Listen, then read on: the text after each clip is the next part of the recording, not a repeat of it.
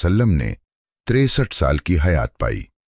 इन आदात के मुताबिक हज़रत आदम अलैहिस्सलाम की आमद से अब तक तकरीबन 9288 बरस गुजर चुके हैं, जबकि हज़रत आदम अलैहिस्सलाम और हुजूर अकरम सल्लल्लाहु अलैहि वसल्लम के दरमियान तकरीबन 6835 साल का ज़मानी फासला बनता है। मुअज़्ज़ज़ सामीन, अब ये बात भी बयान की जाती है कि हज़रत आदम अलैहिस्सलाम जन्नत से उतरकर ज़मीन के किस हिस्से में तशरीफ़ लाए। तफसीरी रिवायात में ये जिक्र मिलता है कि आप अलैहिस्सलाम को मक्का और ताइफ के दरमियान वाक़े एक वादी में उतारा गया। बाज़ अक़वाल के मुताबिक आप सफ़ा नामी पहाड़ी पर नाजिल हुए। जब हुक्म इलाही के मुताबिक जन्नत से रुखसती का वक्त आया तो हज़रत आदम अलैहिस्सलाम ने हज़रत हव्वा अलैहिस्सलाम का हाथ थाम कर फरमाया कि अब जुदाई, मशक्क़त और दुनिया की ज़िंदगी का मरहला शुरू हो रहा है।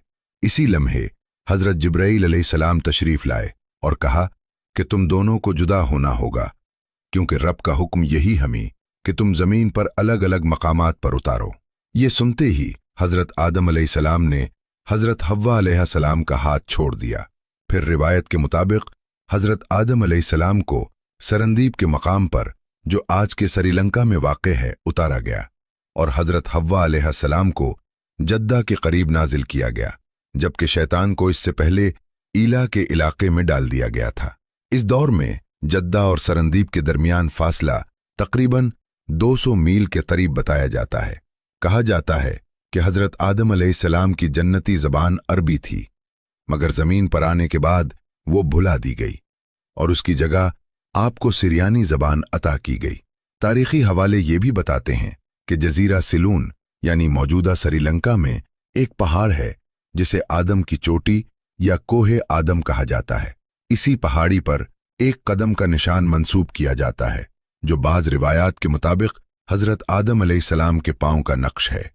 ये पहाड़ श्रीलंका की दूसरी बुलंद तरीन चोटी शुमार होता है, जिसकी बुलंदी तकरीबन 7300 फीट बताई जाती है और ये दारुल हुकूमत कोलंबो से लगभग 220 किलोमीटर के फासले पर वाक़े है।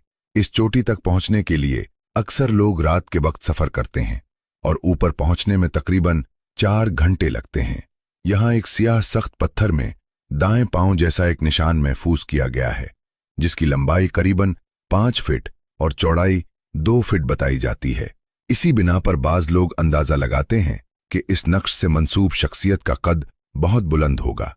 इस मकाम पर मुख्तलिफ मज़ाहिब के मानने वाले अपने अपने अक़ीदे के मुताबिक इबादत करते हैं। मुसलमान इसे हज़रत आदम अलैहिस्सलाम से मंसूब करते हैं। बुद्ध मत के पैरोकार इसे बुधा का निशान कहते हैं, जबकि हिंदू रिवायत में इसे शेव से जोड़ा जाता है। बुद्ध मत की कदीम कुतुब में भी इस कदम का जिक्र मिलता है।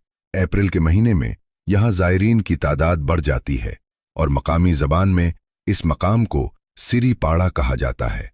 तारीख़ी तहरीरों में यह भी मिलता है कि सिकंदर आज़म और मशहूर सय्याह इब्न बतूता ने भी इस जगह का सफ़र किया।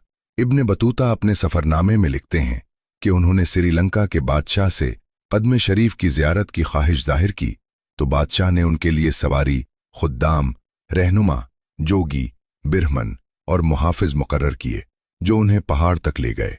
इनके कैनन के मुताबिक चीन से आने वाले ज़ायरीन भी यहाँ हाज़िरी देते थे और ये भी मशहूर था कि एक ज़माने में कुछ चीनी ज़ायरीन कदम के अंगूठे के पत्थर का एक हिस्सा अपने साथ ले गए थे। कदम के आसपास पत्थर में कई गड्ढे बने हुए हैं, जिनमें हिंदू ज़ायरीन सोना, जवाहरात और मोती डालते हैं। मकामी लोगों में ये बात मशहूर है कि हर शख्स को कदम का साइज अपने ईमान के मुताबिक दिखाई देता है। वाज़े रहे कि कुरान या सही अहादीस में इस कदम के बारे में कोई कतई दलील मौजूद नहीं। आगे ये भी बयान किया जाता है कि जब हज़रत आदम अलैहिस्सलाम ज़मीन पर तशरीफ़ लाए तो उनका पहला खाना और लिबास क्या था। बाज़ रिवायात के मुताबिक हज़रत आदम अलैहिस्सलाम 60 या 100 बरस तक जन्नत में मुमीम रहे और इस मुद्दत में उन्हें जन्नत के किसी भी हिस्से में जाने से मना नहीं किया गया था, सिवाय इस एक ममनू दरख्त के। शैतान अब उन दोनों का अलानिया दुश्मन बन चुका था और अपनी सज़ा का बदला लेने के लिए बेचैन था। उसकी ख्वाहिश यही थी कि ये दोनों अल्लाह के हुक्म की नाफरमानी कर बैठीं। चुनाचे उसने उनके दिलों में वसवसे डाले ताकि वो चीजें जो एक दूसरे से पोशीदा थीं जाहिर हो जाएं। उसने कहा कि तुम्हारे रब ने तुम्हें इस दरख्त से सिर्फ इसलिए रोका है कि कहीं तुम उसे खाकर फरिश्ते ना बन जाओ या हमेशा जिंदा रहने वालों में शामिल ना हो जाओ। इन बातों ने हजरत हव्वा अलैहिस्सलाम को सोच में डाल दिया। फिर शैतान की बार बार की चालों ने असर दिखाया और उसने हजरत हव्वा अलैहिस्सलाम को फल चखने पर आमादा कर लिया। एक दिन हजरत हव्वा अलैहिस्सलाम ने हजरत आदम अलैहिस्सलाम से कहा कि अगर हम इस दरख्त का थोड़ा सा हिस्सा ले लें तो क्या हो जाएगा? आखिर इसमें ऐसा क्या राज है जिससे हमें रोका गया है? इब्तिदा में हजरत आदम अलैहिस्सलाम बिल्कुल राजी ना हुए, मगर हजरत हव्वा अलैहिस्सलाम के मुसलसल इसरार पर बिल आखिर आमादगी जाहिर कर दी। अभी दोनों ने इस फल को पूरी तरह चखा भी न था कि उनकी पर्दापोश चीजें एक दूसरे पर जाहिर हो गईं। घबराहट और नदामत के आलम में वो जन्नत के दरख्तों के पत्ते तोड़ तोड़ कर अपने जिस्म ढांपने लगे। उसी वक्त अल्लाह ताला की तरफ से पुकार आई और फरमाया गया कि क्या मैंने तुम दोनों को इस दरख्त से मना नहीं किया था और ये नहीं बताया था कि शैतान तुम्हारा खुला दुश्मन है? जब हजरत आदम अलैहिस्सलाम और हजरत हव्वा अलैहिस्सलाम ने ये निदा सुनी तो खौफे इलाही से कांप उठे और आजिज़ी व इनकिसारी के साथ अपनी खता का एतराफ करते हुए अर्ज किया कि ए हमारे रब, हमसे बड़ी लग़ज़िश हो गई है। अगर तूने हम पर रहम न फरमाया और हमें माफ न किया तो हम खसारे में पड़ जाएंगे।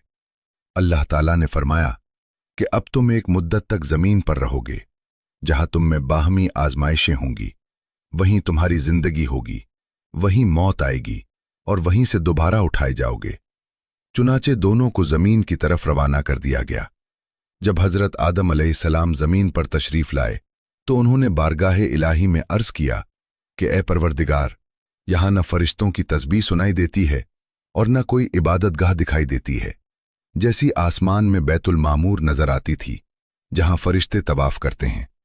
इस पर अल्लाह ताला की तरफ से हुक्म हुआ कि जहां निशान बताए गए हैं वहां इबादत का मरकज कायम करो और इसी के मुताबिक बंदगी अंजाम दो। हजरत आदम अलैहिस्सलाम को जमीन पर लाने के बाद हजरत जिब्राईल अलैहिस्सलाम उनके साथ रहनुमाई के लिए रवाना हुए और उन्हें उस मकाम तक ले आए जहां जमीन की इब्तदा हुई थी, यानी वो जगह जहां पहले झाग था, और फिर वहीं से जमीन फैल गई।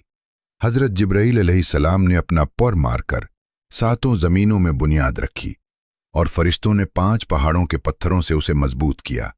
कोह तौर, कोह लिबनान, कोह जूदी, कोह तौर जैता और कोह हर्रा। बुनियाद मुकम्मल होने के बाद चारों तरफ दीवारें भी खड़ी की गईं। इस दौरान हजरत आदम अलैहिस्सलाम नमाज पढ़ते और तवाफ करते रहे, मगर वो इंतहाई शर्मिंदा और अफसुर्दा थे। हजरत हव्वा अलैहिस्सलाम की मौजूदगी ने भी उन्हें शदीद परेशानी में मुब्तला कर रखा था। रिवायत में आता है कि हजरत आदम अलैहिस्सलाम